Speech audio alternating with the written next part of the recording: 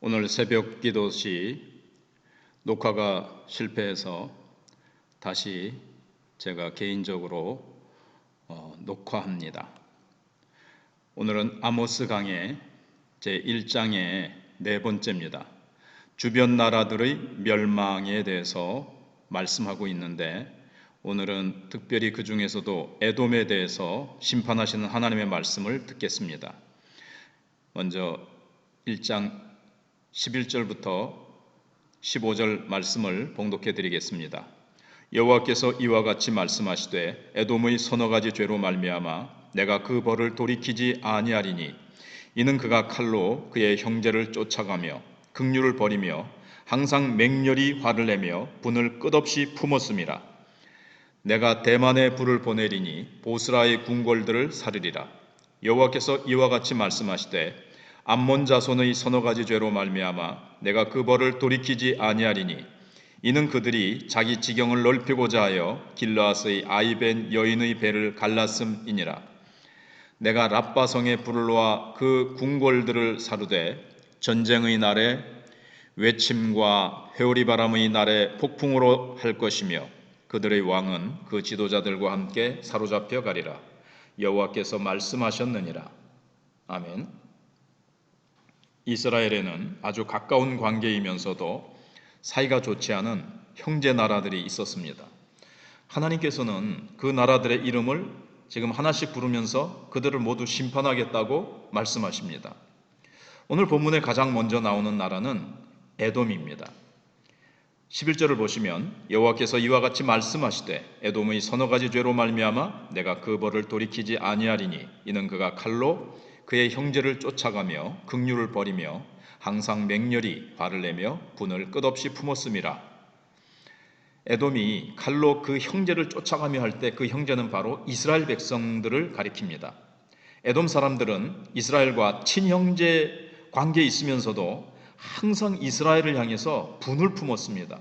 긍휼을 버리며 노가 항상 맹렬하여 분을 끝없이 품었음이라. 이렇게 말씀하시는 것은 그들이 한 번도 이스라엘을 향해서 좋은 감정을 품은 적이 없었다는 것을 보여줍니다. 왜냐하면 이스라엘에 대한 시기심과 열등감 때문이었습니다. 에서는 야곱의 형이었습니다. 원래 순서대로 하면 에돔 족속이 가나안 땅을 차지했어야 합니다. 그러나 하나님께서는 에서가 아닌 야곱을 택하셔서 그의 후손들에게 가나안 땅을 주셨습니다. 그래서 에돔 백성들은 다른 어떤 민족보다도 이스라엘 민족을 미워했습니다. 사실 에돔에도 하나님께서 주신 것이 있었습니다. 가장 대표적인 것이 지혜였습니다. 에돔의 학문과 철학은 그 당시에 상당히 명성이 높았습니다. 그러나 에돔 사람들은 거기에 만족하지 못하고 이스라엘을 계속 미워했습니다.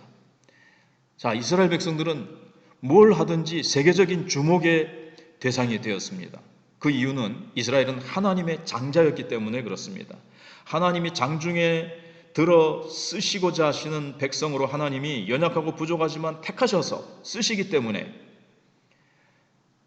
잘하든 못하든 세계적인 이목에 집중이 됐다는 거죠.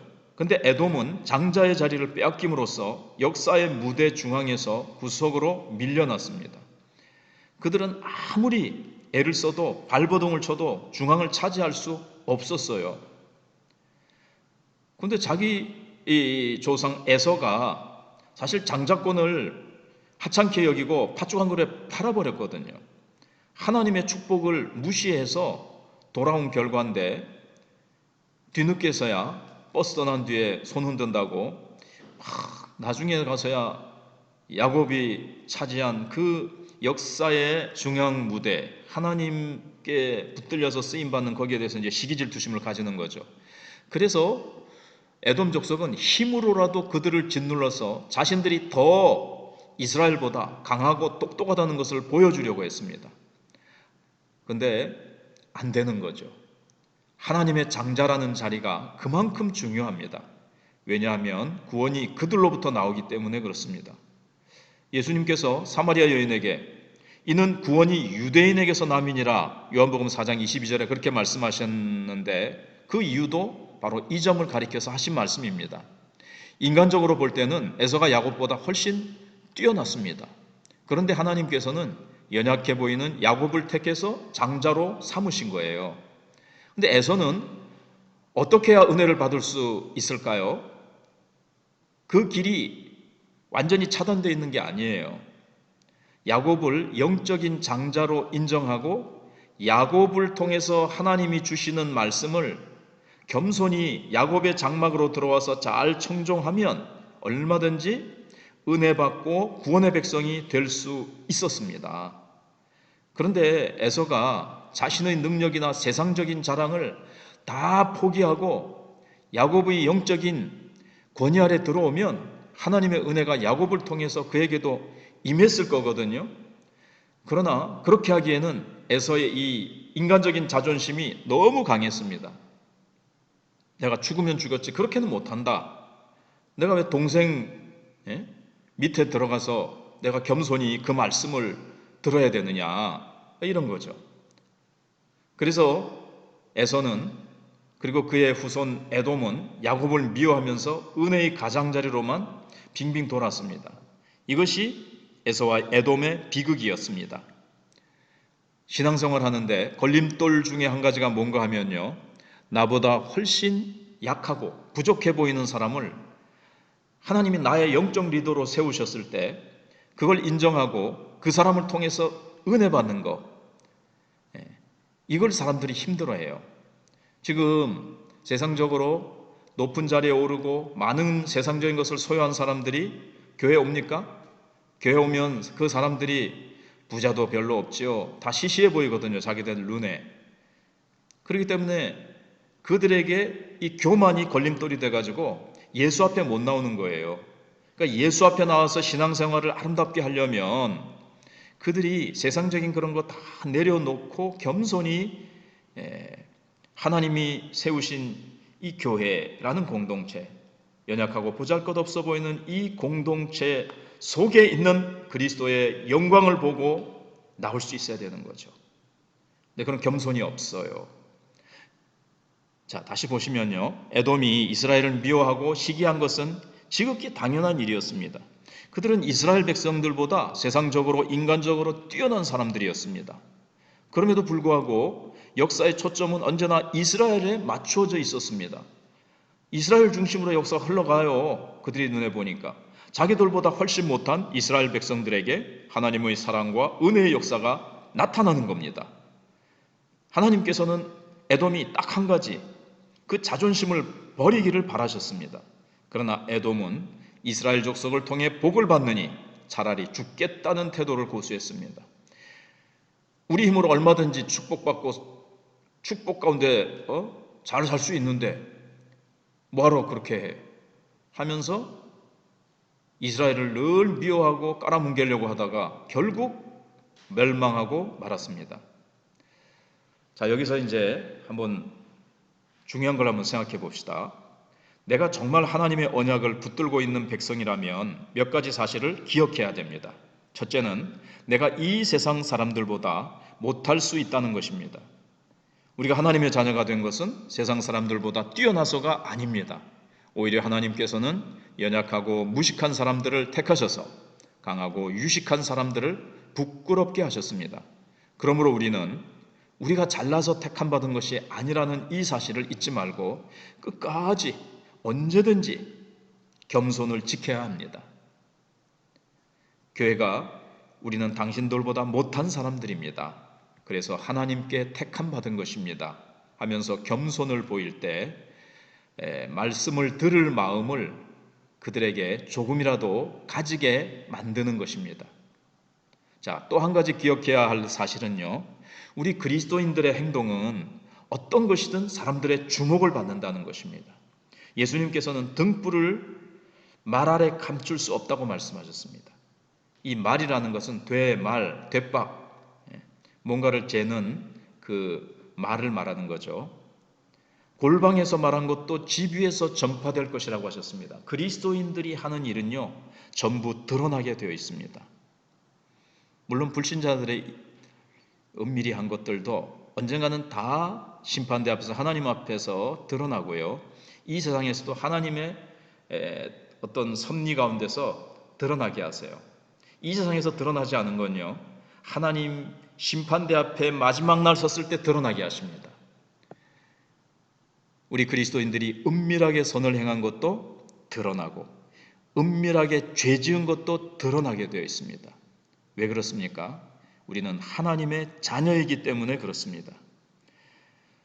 그래서 신문이나 매스컴에 다른 종교인들보다도 유독 교회 다니는 사람, 예수 믿는 사람이 뭔가 실수하고 잘못했을 때, 죄를 지었을 때 굉장히 예민하게 반응을 하고 아주 그 죄를 부풀려서 기독교 전체를 싸잡아 가지고 막 비난을 하죠. 바로 그것이 우리 기독교를 향해서 세상이 어떤 면에서는 기대할치가 커서 그렇다라는 거죠. 살아있는 생명의 종교이기 때문에 그렇습니다. 다른 종교는 다 죽어 있거든요. 생명이 없거든요. 자, 거기에 대해서는 너무 길게 할 수 없고요. 셋째로 우리가 기억해야 될 사실은 우리가 말씀을 붙들 때 이유 없이 우리를 미워할 사람들이 분명히 있다는 것입니다. 그러므로 다른 사람들이 공연히 우리를 시기하고 미워할 때 당연하게 생각해야 됩니다. 내가 실패하고 망한 것을 보면서 손뼉치면서 기뻐할 때 당연하게 생각해야 됩니다. 예수님께서 요한복음 15장에서 나는 스승이고 너희들은 제자다. 근데 스승인 나를 사람들이 미워하고 핍박했는데 제자인 너희들은 어떻게 했느냐? 제자는 스승보다 높거나 더 낫지 못하다. 스승이 푸대접과 핍박과 미움을 당했다면 너희들도 나를 따르는 제자로서 세상으로부터 미움과 핍박을 받게 될 것이다 라고 말씀하셨습니다. 세상 사람들은 역사의 엑스트라들입니다. 엑스트라들이 가장 원하는 바는 주인공이 쓰러지는 것입니다. 뭐 영화나 드라마 같은 데 보면 그 엑스트라들이 막 주인공을 해치고 주인공을 막 죽이려는 엑스트라들이 얼마나 많습니까? 물론 일단 그렇고요. 그렇기 때문에 하나님의 백성들은 쓰러지지 않기 위해서 하나님의 뜻에서 벗어나지 않고 교만한 마음을 품지 않기 위해 결사적으로 승리를 향해서 전진해 가야 됩니다. 에돔 족속이 원하는 바가 뭘까요? 이스라엘이 죄 짓는 것이고 그래서 망하는 겁니다. 믿는다고 하더니 너희도 별 수 없네? 그렇게 잘난 척하더니 우리보다 나을 게 뭐가 있냐? 라고 비웃을 수 있게 되는 그런 상황이 오는 겁니다. 그래서 믿는 사람이 죄 지을 때 하나님께서는 이처럼 평소에 시기하던 사람들의 공격을 받게 하십니다.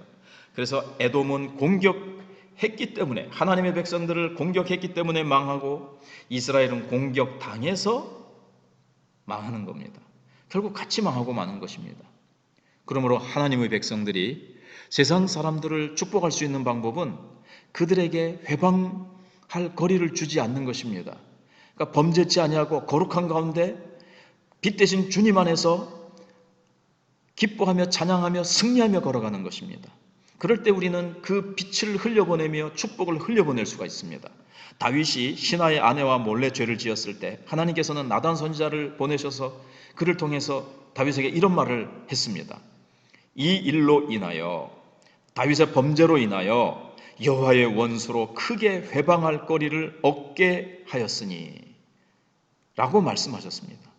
이방인들에게 하나님의 백성을 욕하고 조롱할 기회를 주는 것은 서로에게 불행입니다. 하나님의 백성이 세상 사람들을 축복하는 길은 그런 회방거리나 비난거리를 제공하지 않기 위해서 항상 깨어있어 조심하고 선줄로 생각하는 자는 넘어질까 조심하라 그랬는데 늘 겸손히 엎드려 시험에 들지 않게 항상 깨어 기도하는 것입니다. 아멘.